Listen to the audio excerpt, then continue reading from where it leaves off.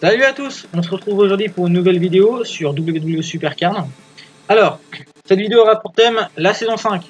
Comme vous le savez, dans la saison 5, il y a deux possibilités actuellement. Soit une reset, soit un ajout de 3 nouveaux niveaux.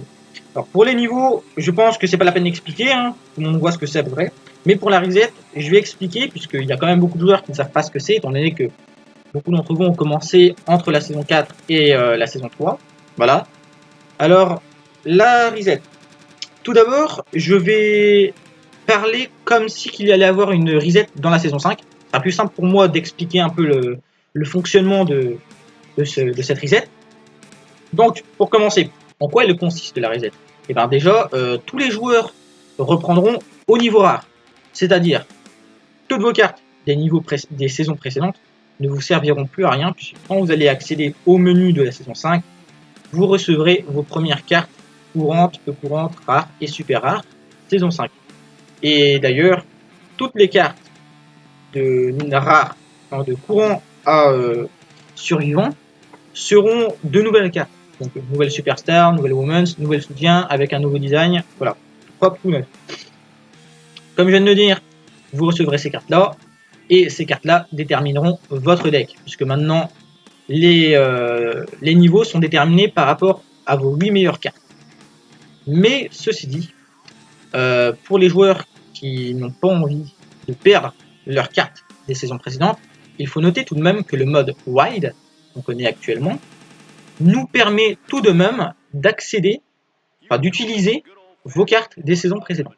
Donc ça voudra dire que vous pourrez tout de même utiliser vos cartes actuelles, voilà, pour jouer en saison 5. Et évidemment, ça ne déterminera pas votre niveau. Alors, pour en revenir aux cartes saison 5, comme je l'ai dit, il y aura du nouveau design partout, ainsi que dans les différents modes, options, là, comme à chaque saison au final. La particularité de la reset, c'est qu'elle vous offre des fusions, donc les fusions loyauté. En quoi consistent les fusions loyauté? Eh bien en fait, vous donnez une carte d'une saison précédente et vous récupérez une carte saison 5 avec l'image de la carte que vous avez donnée.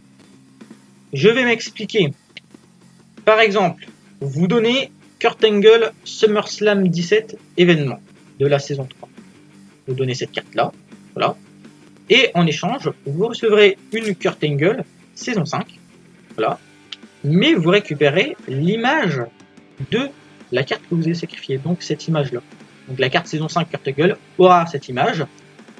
Et évidemment, cette carte-là sera plus forte que les cartes de base. Donc, je ne sais pas comment ils feront ça, mais grosso modo, les cartes fusion loyauté seront entre les niveaux rares et le niveau ultra rare. Donc voilà, faut noter tout de même que voilà, ces cartes-là auront des stats plus forts que les cartes de base. Ça vous donne tout de même un léger avantage par rapport aux nouveaux joueurs qui débuteront en saison 5. Voilà, je pense que c'est quand même un joli avantage de commencer une saison avec des cartes plus fortes que les cartes de base. Voilà. Ensuite, la reset, qu'est-ce qu'elle offrirait aussi? Eh bien, tous vos victoires et vos défaites seront réinitialisées. Donc, ça voudra dire que vous pourrez de nouveau profiter des récompenses échelle. Parce que beaucoup d'entre vous sont arrivés à plus de 100 000 combats. Et forcément, arrivé à ce stade-là, il n'y a plus beaucoup de récompenses échelle. Donc, c'est pour ça, avoir de nouvelles récompenses échelle pourrait être très pratique.